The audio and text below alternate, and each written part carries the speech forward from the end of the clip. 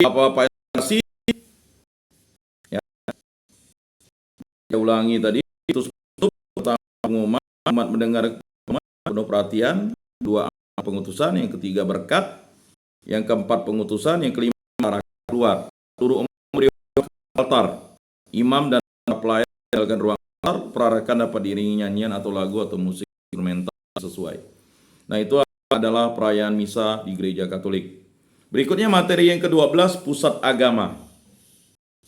Kristus. Kalau gereja mengajar dengar agama, maka peristiwa Pentakosta pertama itu dilanjutkan. Dalam sabda manusia oleh terang manusia dengar suara Allah. Pusat ini pidato terus adalah Kristus. Kristus juga selalu menjadi inti pengajaran gereja dan iman kita. Jadi apapun yang Bapak wartakan, Kristus itu adalah inti pengajaran gereja dan iman kita. Jadi iman kita adalah Kristus, gereja kita adalah Kristus.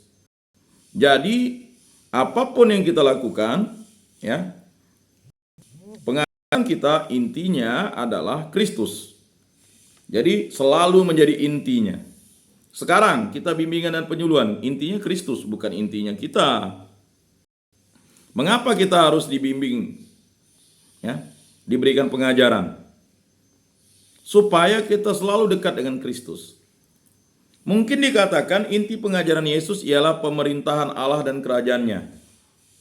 Betul, tetapi Yesus sendiri menyatakan bahwa dirinya sendiri adalah pokok kedatangan pemerintahan Allah. Kristus adalah pusat pengajaran rasul-rasul. Sebab diri Kristus menyatakan kehadiran Allah di antara manusia, Immanuel. Kristus adalah kehadiran Allah, perbuatan Allah untuk keselamatan manusia. Jadi kalau kita adalah orang Kristiani, kita mengajarkan tentang Kristus. Jadi kalau kita ragu tentang Kristus, berarti kita sia-sia menjadi orang Kristen. Makanya kita mengajarkan Kristus, bahwa Yesus Kristus adalah Tuhan dan Juru Selamat. Kristus yang diwartakan oleh rasul-rasul adalah Kristus yang dalam sejarah berkarya di antara manusia untuk menyelamatkannya. Kristus yang dimuliakan, yang bersatu dengan orang yang percaya kepadanya, kepala dan tubuh umat gereja. Gereja juga telah berpikir tentang diri Kristus sendiri. Pada abad keempat dan kelima dimaklumkan dogma tentang Yesus Kristus. Dua kodrat Allah dan kodrat manusia. Dengan satu pribadi Allah. Pernyataan serupa itu adalah penting untuk ilmu teologi, tetapi tidak penting sebagai pokok isi pewartaan berita gembira dan pokok isi pernyataan iman kita. Pewartaan berita gembira yang dibawa oleh rasul-rasul ialah Kristus yang telah bangkit. Kristus yang mulia yang mempunyai tubuh yang kita semula menjadi anggota-anggotanya. Sebab itu rasul-rasul tidak pernah berusaha untuk memberi suatu riwayat hidup Yesus yang sebenarnya. Nah itu ya harus dipahami. Mungkin ada yang bertanya, sampai ada yang ngarang-ngarang cerita, kemana Yesus setelah umur 12 sampai usia 30 tahun katanya. Perjalanannya kemana? Wah dikarang-karang lah, ada yang bilang pergi ke India lah, ada yang pergi kemana-mana lah, belajar agama lah. Wah itu karangan orang yang fiktif saja, ya, yang tidak berdasarkan fakta sejarah. Makanya rasul-rasul itu mengajarkan bukan, ya, riwayat Kristus, tetapi, ya, rasul-rasul tidak pernah berusaha untuk memberi suatu riwayat hidup Yesus yang sebenarnya. Injil bukan bermaksud memberi suatu biografi untuk melukiskan kepada kita suatu gambaran historis tentang Yesus dalam arti modern. Mengikuti Yesus bukan dimaksudkan sebagai mengikuti teladan kebajikan-kebajikan Yesus, ya. Kristus di dalam Injil adalah pernyataan iman tentang Kristus yang mulia. Nah itu, pewartaan berita gembira yang dibawa oleh rasul-rasul dan umat gereja ialah Yesus Kristus yang hidup sekarang. Yesus Kristus seutuhnya menurut ucapan Santo Paulus. Satu roti, kita semuanya satu tubuh. 1 Korintus 10 ayat 17. Bukan Kristus dari zaman yang lampau, bukan hanya Kristus kemarin, melainkan Kristus yang sekarang, dan yang tetap ada. Ibrani 13 ayat 18.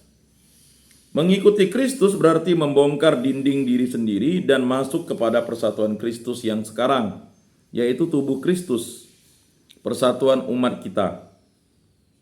Ajaran semua rasul, terutama Paulus dan Yohanes, melarang kita membatasi perhatian kepada Yesus sendiri dengan melalaikan perhatian kepada saudara-saudara. Menyatakan Yesus Kristus secara konkret, menyatakan saudara-saudara. Kristus seutuhnya, persatuan kepala dan tubuh. Ada kalanya timbul pikiran, sebaiknya pengajaran dimulai dengan Allah Tritunggal. Namun di sini baik juga diingat bahwa pernyataan dogma itu bukan pangkal pokok, melainkan kesimpulan dari ajaran rasul-rasul dan iman umat gereja perdana. Dalam perjanjian lama, Allah yang satu bertindak untuk keselamatan bangsanya Israel. Dalam perjanjian baru, Kristus menyatakan diri sebagai putra dari Dia yang telah bertindak dalam perjanjian lama.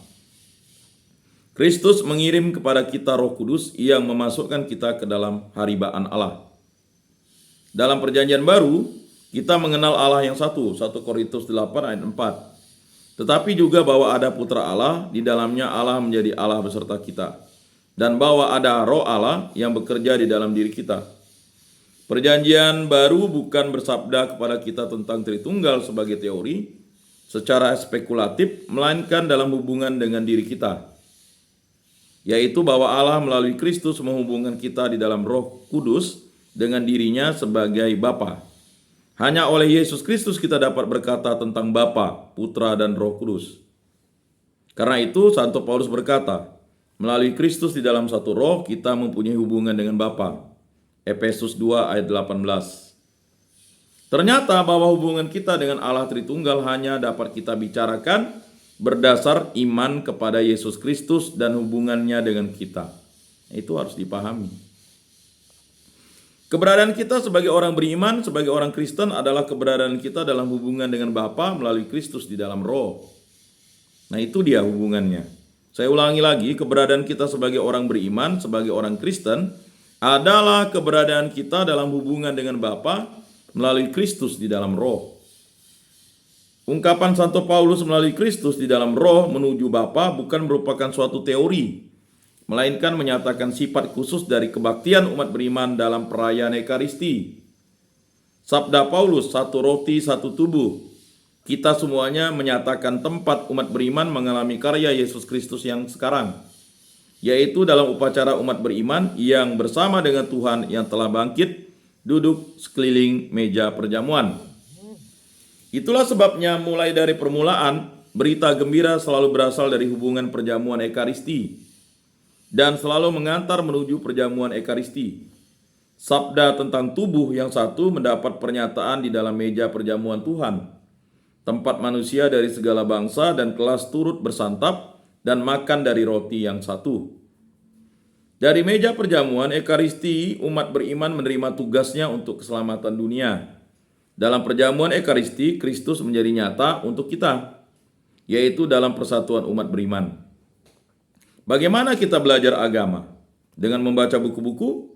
Dengan mempelajari teori-teori ilmiah? Dengan mendengarkan kuliah yang dalam? Bukan. Dengan turut serta umat di dalam perayaan Ekaristi. Sejak dahulu hari raya yang utama adalah hari raya Paskah. Namun bukan sebagai peringatan akan suatu peristiwa dari zaman yang lampau, kebangkitan Tuhan. Paskah adalah hari raya permandian dan menyatakan kemenangan Paskah Yesus Kristus sekarang. Pada malam Paskah, kemenangan Kristus menjadi kenyataan. Dilahirkan suatu bangsa baru. Malam menjadi terang. Masa Paskah adalah masa persiapan baik bagi calon permandian maupun bagi seluruh umat beriman.